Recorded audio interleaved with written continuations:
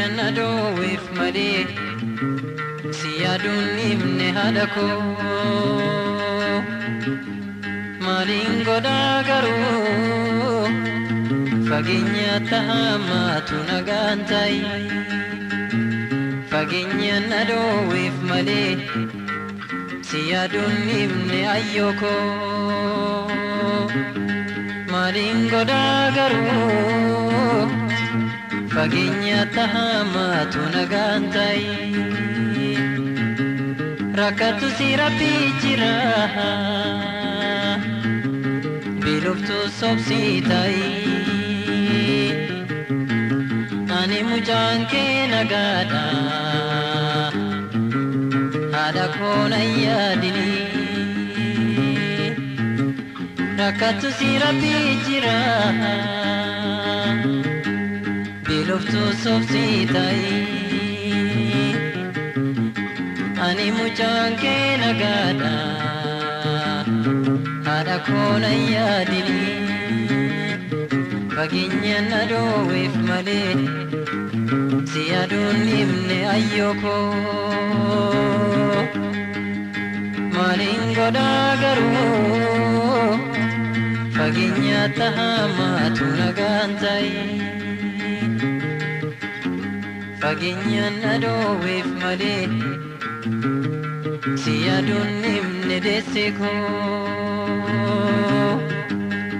maaliin godhaa garuu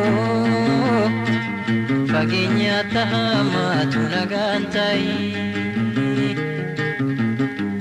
imimmaan kee gaafasii yommuu na geggeessitu deesse guddiftee na dhaabdee haadha koo tamsii ta'uu imimmaan kee gaafasii yommuu na geggeessitu deesse guddiftee na dhaabdee haadha koo tamsii ta'uu fageenyaan adooweef malee si yaaduun himne haadha koo maaliin godhaa garuu fageenya tahamaatu nagaan ta'i bifa ijoollummaa keetii na guddisuudhaaf fixxee utuu siin darbin darbuuf deemta haadha koo tamsii ta'uu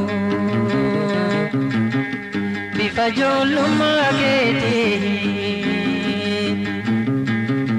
na guddisuudhaaf fixxee utuu siin darbin darbuuf deemta haadha koo tamsii ta'uu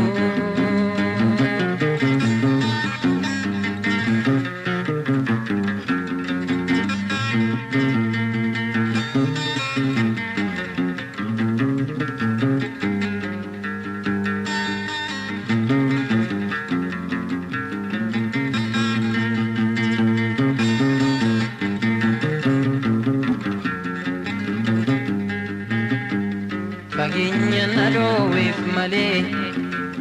si yaaduun himne deesse koo maaliin godhaa garuu fageenya tahamaatu nagaan ta'i iji keessi naan didee boo'ichaaf dursi uumee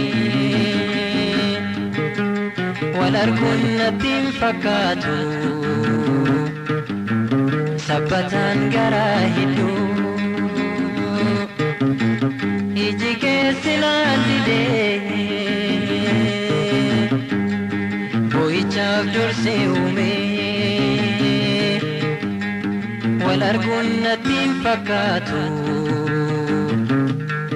sabbataan garaa hedduu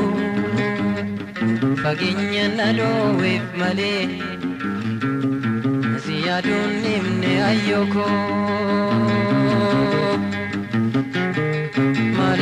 boda garuu